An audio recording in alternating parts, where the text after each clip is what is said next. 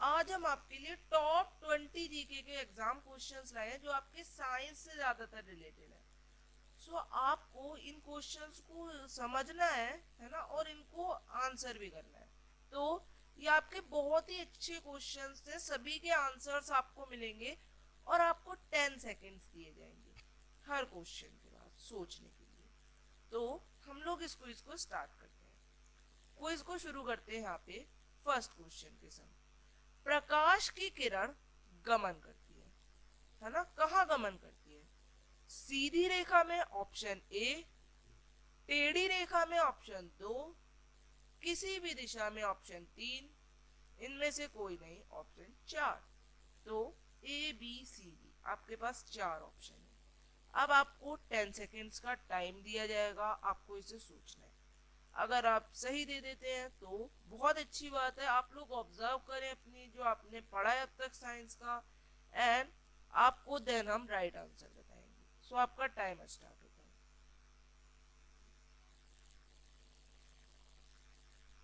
सो अब हम जानते हैं हमारा राइट आंसर। सो आप सभी ने अलग अलग ऑप्शन सोचे होंगे, है ना? तो आपका जो राइट ऑप्शन है वो ए है। ए को लॉक किया जाए सीधी रेखा में। सेकंड क्वेश्चन की तरफ बढ़ते हैं, केबीसी के। प्रकाश का वेग न्यूनतम होता है, प्रकाश का वेग न्यूनतम होता है कहाँ पे?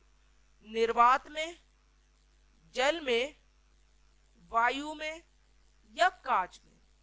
ये ऑप्शन है आपके पास। फिर से 10 सेकेंड्स आपको मिलते हैं, सोचिए।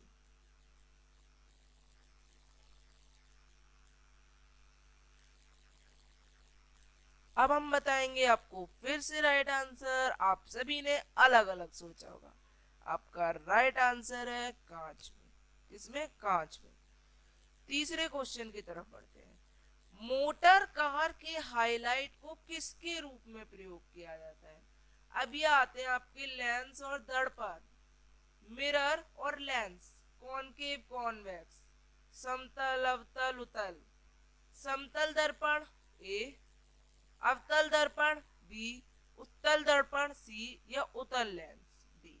तो ये 4 ऑप्शन आपको दिए जाते हैं मोटर कार के हाईलाइट में आपका किसका यूज होता है। तो किसका यूज होता है, सोचिए।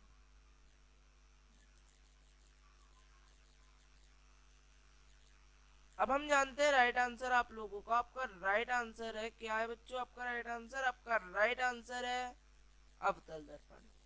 अब हम बढ़ते हैं चौथे क्वेश्चन की तरफ। मोटर गाड़ी के चालक के सामने क्या लगा रहता है?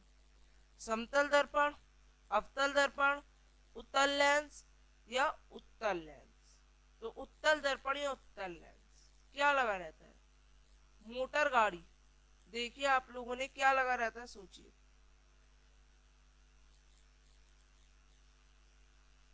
अब हमारा राइट समय आ चुका है आंसर को जानने का।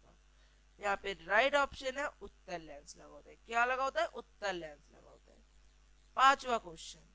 इलेक्ट्रॉन वोल्ट किसका मात्रक है? इलेक्ट्रॉन वोल्ट आपने साइंस में पढ़ा होगा, सुना ही होगा। मेजरली ऊर्जा का है, गति का है, उष्मा का है, या द्रव का है? सोचिए।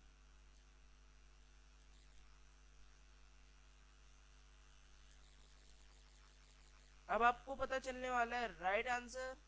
सभी ने सोचा होगा। तो मेजोरिटी जीतती है हमेशा। मेजोरिटी का ऑप्शन ऊर्जा का। ऊर्जा का मेजोरिटी का ही नहीं है, मतलब सही ऊर्जा का है। मेजोरिटी ही हमेशा सही लगाती है। और ये बहुत ही आसान क्वेश्चन भी था। अब प्रकाश वर्ष किसका मात्रक होता है? ये भी आप लोगों ने पढ़ा होगा। प्रकाश वर्ष दूरी का, गति का, ऊर्जा का, या द्रव का? राइट आंसर जानने का समय आ चुका है। राइट आंसर है दूरी का। सातवां प्रश्न। विमा एल एम टी किसके अनुरूप है?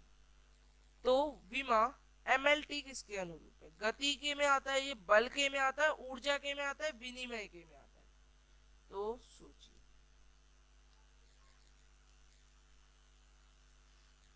यहाँ पे आपका राइट आंसर आएगा क्या? राइट आंसर है बल। तो देख रहे हैं आप कितने आसान एमसीक्यू टाइप के क्वेश्चन है। इस तरह के बहुत से क्वेश्चन आते हैं। आपको ये प्रैक्टिस करने में हम कुछ क्वेश्चंस करा रहे हैं जो कि बहुत हेल्पफुल रहेंगे आपके लिए, आप लोग इनको अच्छे से समझ भी सकते हैं। तरल पदार्थ यानी लिक्विड सब्सटेंस का घनत्व वॉल्यूम कम करने पर क्या प्रभाव पड़ता है? वो तेज हो जाता है, वो कम हो जाता है, ऊर्जा कर्म हो जाती है, या फिर दूरी बढ़ जाती है? सोचिए। तो अब आप लोगों को सोचना है यहाँ पे। राइट आंसर जानने का वक्त आ चुका है। कम हो जाता है। थर्म किसका यूनिट है? थर्म। थर्म। सोच में पड़ गए होगे। सोचना तो है ही, अब खैर तुक्का लगा दीजिए आप इसमें। ऊष्मा का, ऊर्जा का, द्रव का, गति का। 10 सेकेंड है, तुक्का सोचिए अपना।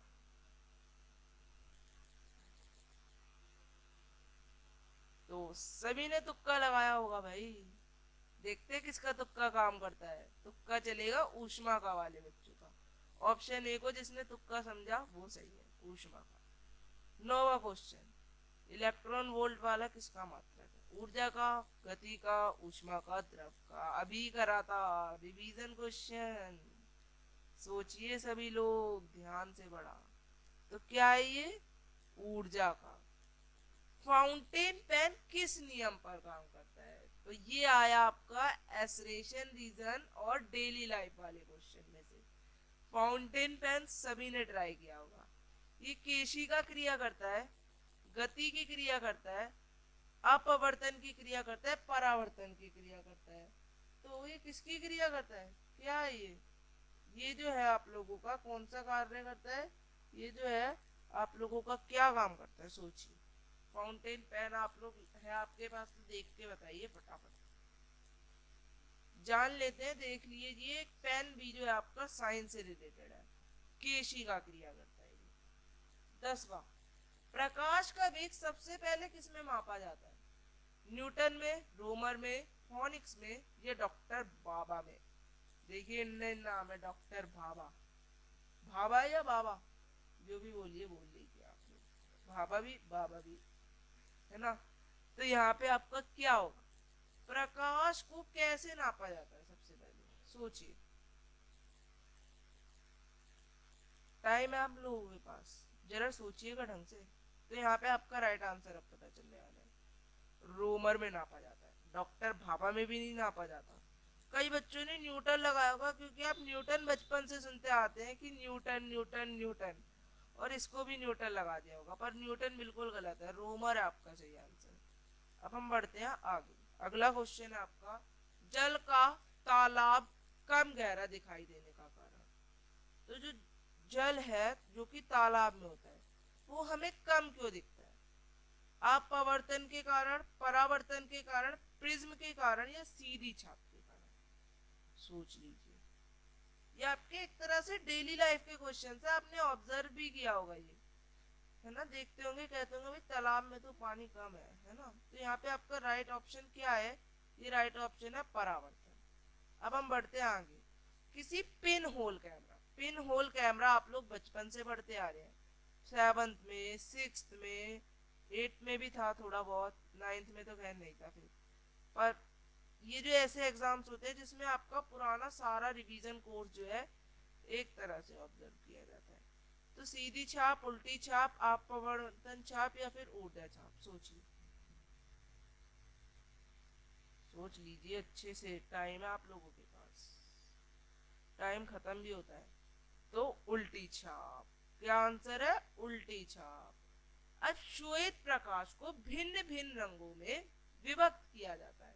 आ गया ना 7th और 10th क्लास का लाइट चैप्टर का क्वेश्चन। तो हम हम सोचते हैं सनलाइट कौन से कलर की है, बच्चे कहते हैं भाई येलो कलर की है, पर असलियत ये है वो व्हाइट कलर की होती है। चलो भाई व्हाइट कलर की, अब उसमें रंग दिखते हैं अलग अलग, कितने? 7 रंग। तो किस वजह से दिखते हैं? किस वजह से दिखते हैं? प्रिज्म, अपवर्तन, कैमरा, या ऊष्मा? सोचिए। ये आपका क्या आएगा? ये आंसर है आपका यहाँ पे प्रिज्म। 10th क्लास में पक्का पढ़ा होगा आपने, प्रिज्म पे पूरा एक टॉपिक दिया है आप लोगों की बुक में। अब अगला क्वेश्चन, हीरे की चमक, हीरा देखा है आप लोगों ने, डायमंड, डायमंड पेन की बात नहीं कर रहे जिसके ऊपर डायमंड लगा होता है, रियल डायमंड की बात कर रहा हूँ। आप लोग उसे ऑब्जर्व कभी ना कभी तो किया होगा, कोई डायमंड रिंग वगैरह देखी होगी। तो हीरे की चमक का क्या कारण होता है? प्रकाश का बाहरी परिवर्तन, प्रकाश का आंतरिक परावर्तन, बहुलिक आंतरिक परावर्तन, या बहुलित बाहरी परावर्तन। सोचिए, टाइम है आप लोगों के पास। अब हम सोचते हैं हमारा करेक्ट ऑप्शन। करेक्ट ऑप्शन है आपका बी, प्रकाश का आंतरिक परावर्तन। अब हम बढ़ते हैं आगे। अगला है आप लोगों का, सर्वोत्तम ऊष्मा सुचालक क्या है? बेस्ट सनलाइट को कंडक्ट करने वाला, पारद का, ऊष्मा का, गति का, या गोले का? उसमें किसका सुचालक है? किसका सुचालक है सोच लीजिए। पढ़ा है आपने ये छोटी क्लास में, फर्स्ट टू 10 से रिलेटेड ही है ज्यादातर आपका। तो हम लोग इसे देखते हैं, क्या है? पारद। क्या है? पारद आप लोगों का। तो अब हम बढ़ते हैं आगे। ऑटोमोबाइल, मोटर कार देखिए आप लोगों ने, उसमें हाइड्रोलिक ब्रेकों के कार्य कारण पर कौन सा नियम लागू है? यानी जो उसके ब्रेक होते हैं वो कौन से नियम के अनुसार चलते हैं?